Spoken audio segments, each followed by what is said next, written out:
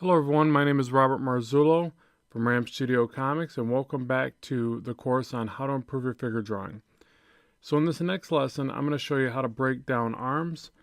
We'll just systematically go through parts of the body, but I think it's important to realize how you can individually separate certain components of the body and then reassemble them together. It's the way that I've found has helped me the most with my figure drawing. So when doing the arm, I look for some basic shapes. This is one that I see for the shoulder. And for the bicep, I generally see something like this. So more of a football shape. The tricep, something like this, or from this particular angle anyways. And then for the forearm, I generally will see this muscle here and kind of a cylinder shape like this, so on and so forth. And then we'd assemble the hand. And we'll be getting into hands later on in this course. So essentially, that's kind of how I place some of the shapes. Now, this takes a bit of practice to even probably get to that level where you're comfortable just throwing in those shapes. So what I'll first do is show you how I got to that, or how I get to that comfort level. Basically, if you're starting out, you might want to start more with a circle, a line, another circle, another line, and another circle. And this represents the shoulder, the elbow, and the wrist. Something to keep in mind is that generally the wrist will line up to the shoulder, and then you'll add the hand on afterwards. So, with starting this basic guide, you can give direction to your next part of your illustration. And then from here, you'll add cylinders. Like so, and like so. So, you can see it's pretty crude, but it helps us to, see a little bit further into what we're doing. So I'll set this one off to the side. I'll actually even copy this and move this over. Okay, so if I was to take this now and refine it a bit and look into the arm illustration a bit more, you can just soft erase that down or use a light table or whatever method you're working with. And then you can start to place these shapes that I illustrated over here. And obviously this is a different angle, or I don't know if you could tell, but it is a different angle than the one off to the right there. So basically we have to envision what those shapes will look like over here. And the part that you need to study, you learn how to draw this way, but then also you need to study the way that anatomy works and the way that muscles work. Muscles will always pull from one area of the drawing or arm, and they'll connect to other areas. And some parts will overlap and intersect, and some parts will go behind other parts. So that's where studying your anatomy will teach you that. Now the other thing that you need to be aware of is, say I'm just drawing the perimeter shape of the arm now. So I'm trying to give it some form. I'm not trying to draw into the anatomy too much, but I am placing some of the muscles as I go here. So let's say I get it to about there. And let's say I didn't draw in this shape of the bicep yet. So I just have mainly the silhouette, which I think it's important to always study your silhouettes. I think it's another way to commit a lot of this stuff to memory. So say I just did that and I didn't get into the musculature too much on the inside of the drawing yet. It's also important to study the thickness. So after you get the silhouette, also study the thickness of the overall shapes. So say we were to break them down like this, and you get this by studying the shadows off a photo. So we'll say it goes something like this. So just with those simple lines that I added there, we're able to give a lot more of a dimensional look to that arm. And, then you can start to perceive where maybe light hits on this part of the arm as well, and bounce light and all that fun stuff. But, we won't get too much into that because that's almost a whole nother series of videos and topics. But so by placing just some of these smaller shadow shapes like that, you can really start to get a more dimensional feel to the arm. So So I think it's important to do that. So you want to study the overall silhouette. You want to study the way that shadows react and give it depth. But that all starts with these basic crude shapes. So let me go ahead and take this, scale it down, move it over. Okay, so the other thing is just to log in a lot of different poses. So let's do the back of the arm. So we'll start again with the very basic rudimentary building blocks. So let's say that this arm, what I'm perceiving, just so you know, even though I've only put down a circle, a line, I'm actually perceiving that already in my mind that it's going this way and that the arm is going back out and away from camera just a little bit. So I just want to illustrate that for you because it's, you know, you want to start envisioning that as early on as you can in the process. So now a larger circle for the shoulder. We'll do a cylinder up top, the top of the arm. I'll even round the cylinder in the way that I would perceive it connecting to the shoulder. So I'm already starting to illustrate that visual guide for myself. And then here I want to perceive that it's going away from camera. I'll taper the cylinder just a bit. And I try to always make sure that the cylinder for the forearm is the equal distance from this base cylinder to the top of the shoulder. Again, I said, like I said before, if you were to raise this, it would actually meet the top of the shoulder, then you would add the hand on. So just keep in mind, I'll see a lot of illustrations and it seems like the forearms are always too short. So let's make sure to add that enough. And also the common mistake as well is not to taper the wrist as far as it need be.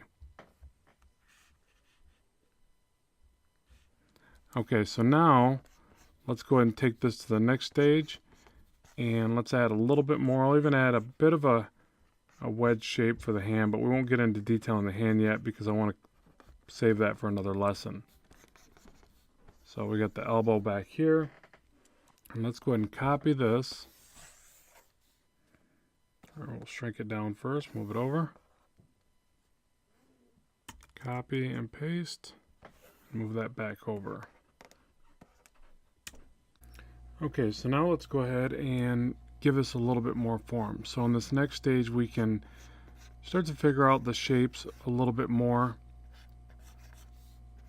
You know, over top of this we'll do again that kind of oblong shape like this for the shoulder. Always make sure to make the shoulder a good size larger in width and height than the rest of the arm. It's another thing I notice a lot is people tend to draw the shoulders a bit small. So from back here we're going to see the tricep. That'll be like this. Now the tricep will generally kind of come outward. If I was to draw it off to the side, it would almost be shaped like this, somewhat. And then it splits down the back, goes up. One side is up higher, generally the inside portion, or not generally, that is the inside portion, closest to the lat. So, you know, just kind of that shape there. We'll draw that in. So depending on how defined you're trying to make a character look or muscular, you could start out very light with this if you're not doing something as stylized or as intense as comic book illustration. The elbow, I like to just kind of keep with that circle. It's got a bit of a downward point to it, and then it kind of tapers up. It's also a good point for where to draw the line that you see in the back of the arm that kind of meets down to the back of the wrist. So I would actually need to tilt this hand a bit more. And the forearm generally is larger and wider at the top here, and then tapers down pretty heavily. And you get a bit of this muscle around the side there. And the wrist right at the very end widens back out. So you know, it's just knowing this about anatomy and studying the way the muscles go and what direction they head. You know, and obviously this isn't a perfect sketch. I don't know if there is a such thing, but you just keep doing it, and you'll get a better feel for, what you like to see in your own drawings, and how much of a stylized representation you want versus realism. And the more time you put in, the more realistic it's generally going to get. So if you keep soft erasing this and you keep coming back with a new perspective and draw over top, then generally you're going to get closer and closer. Now, especially if you're studying from reference, if you're just kind of eyeballing it, like I'm doing here, then you might tend to distort things and give it a more stylized look. But that's what I'm after, being more into comic illustration, so I'm okay with that. But there's no harm in studying reference and recreating this stuff. It's how you learn. So like one of the tricky parts is right here, how the tricep comes down and around. I think it meets somewhere around in here. And I don't want to draw this overly segmented, as I'm already starting to do, but I do want to illustrate some of the parts of where the muscles head. And the shoulder does this tricky kind of thing where they almost rotate up and back around. So it comes down further in between the bicep and tricep, and it goes up and around kind of like this and meets the back. And a good way to perceive all of this is that all of it's interconnected, that everything kind of segues into another thing, muscle group to muscle group. So yeah, so something like that, and that would give us a kind of an overly straight down but a back view of an arm. And I don't know that you would actually see as much of the bicep as I've drawn here. I think the tricep would kind of get in the way more. You'd see less of this bicep. So let's go ahead and select this and scale it down and put it next to our base template there. Okay, so I want to show you one more before we conclude this lesson, and I want to show you basically another way of looking at it. So I've shown you how you can break down the shapes with a quick line for a shadow here, and I've showed you how a couple representations of how you would work up from the basic form. Now the other thing I want to show you to get in the habit of is to break down the shapes even a step further. So let's go ahead and take another arm position like this. So I'm just going to kind of skip talking about the beginning stages, and you can just watch me rough this out, or hopefully you're following along. And we'll get these basic shapes into place, but then what I'll do now is I'll go ahead and go right to designing this in more of a 3D type fashion. We have to remember that we're creating 2D images on a 2D surface, but we're trying to envision 3D. We're trying to make things look very dimensional, and we're basically cheating. It's a bit of a tomfoolery, if you will. I don't think I've ever used that term before, but so basically, you're trying to really make it look like it's 3-dimensional, even though it's not. Now, one way to do that is to actually get in here and do as many 3-dimensional lines as you can. So really draw these lines and pretend like you're looking at something in a 3D program. It's oftentimes why I'll tell my students to study a little bit of 3D, even though you're working as an illustrator and you're trying to create things in a 2D space.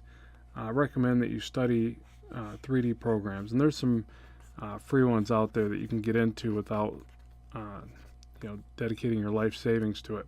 But you'll get in the habit of looking at things like this in a 3D space, which is I think helps your visualization process. So you go like this, you kind of draw as much of it in a 3D kind of grid as you can, and then also you break certain parts down and you do your studies and you say, okay, this muscle right here, looking at photos or whatever you got to do, how would it look in a 3D space? And you can shade and kind of visualize that better by segmenting these certain areas and breaking them down.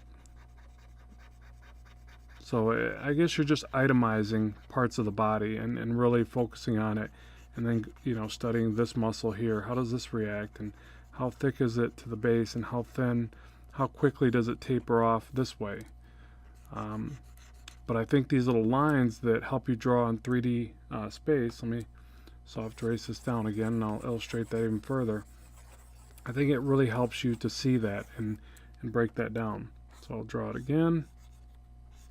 Just Just kind of quickly here, I'll do a little bit of line weight just to further illustrate it. You see I'm almost making things look a little too angular in a few spots, but I'm doing that intentionally because I want to really kind of, you know, push that direction that I'm going for visually of the depth of these segmented muscles. So something like that. There's a few more muscle strands the way it goes around like this, and you know, again, this isn't entirely about accuracy as much as I'm trying to explain the process in which I break things down and study. You know, so the bicep and the way it connects to the shoulder, you're generally not going to have it this segmented unless you're a really big bodybuilder or something, but for the sake of studies, it's not a bad thing. So we'll just kind of over illustrate that. So we'll show the separation from the shoulder muscles like this.